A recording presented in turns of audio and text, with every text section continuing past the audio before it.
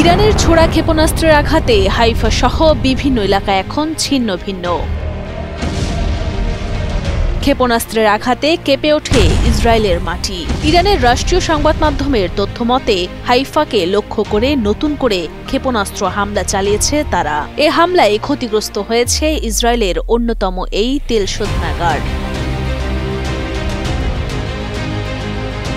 বার্তা সংস্থা রয়টার্সের প্রকাশিত প্রতিবেদন অনুযায়ী ইসরায়েলের তেল শোধনাগার কর্তৃপক্ষ নিশ্চিত করেছে গত রবিবারে ইরানের ক্ষেপণাস্ত্র হামলায় হাইফার পাইপলাইন এবং সঞ্চালন লাইনগুলো ক্ষতিগ্রস্ত হয়েছে, যার ফলে বন্ধ রয়েছে রিফাইনারির কার্যক্রম। তবে তারা বর্তমানে ক্ষতির পরিমাণ এবং এর সম্ভাব্য আর্থিক প্রভাবের বিষয়টি এখনো স্পষ্ট করে প্রকাশ করেনি। এই হামলায় হাইফার তেল শোধনাগার ছাড়াও রেহভোটের ওয়াইজম্যান ইনস্টিটিউট অব সায়েন্সের ক্যাম্পাসেও ক্ষয়ক্ষতি হয়েছে। ক্ষেপণাস্ত্র হামলা ইরানের পারমাণবিক কর্মসূচির বিরুদ্ধে ইসরায়েলের সামরিক পদক্ষেপের প্রতিক্রিয়া হিসেবে চালানো হয়েছে।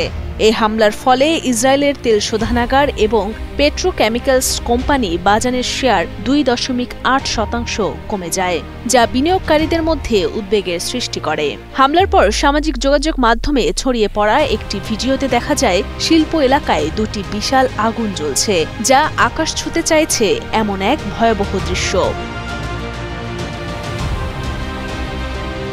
হাইফা উপসাগরের ওপর কর্তৃত্ব নিয়ে দাঁড়িয়ে থাকা এই শোধনাগারটি বছরের পর বছর ধরে ইসরায়েলের প্রতিপক্ষদের যেমন ইরানের প্রক্সি হিজবুল্লাহর হুমকির মুখে ছিল।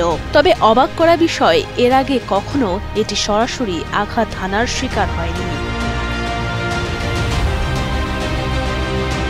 ইসরায়েলের পরিবেশবাদী কর্মীরা দীর্ঘদিন ধরে এই বাজান স্থাপনাটি সরিয়ে ফেলার দাবি জানিয়ে আসছেন। তাদের ভয়ের কারণ, কোনো ধরনের হামলার শিকার হলে এর মারাত্মক পরিণতি হতে পারে, যাতে হুমকির মুখে পড়তে হতে পারে হাইফা শহরটিকে।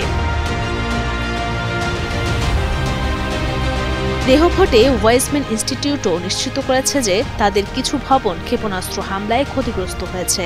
ক্যাম্পাসের একটি ভবনে ব্যাপক ক্ষয়ক্ষতি এবং হামলার কয়েক ঘণ্টা পরও আগুন জ্বলতে দেখা যায়। ক্ষতিগ্রস্ত ভবনগুলোর মধ্যে ল্যাব ছিল বলেও জানা গেছে।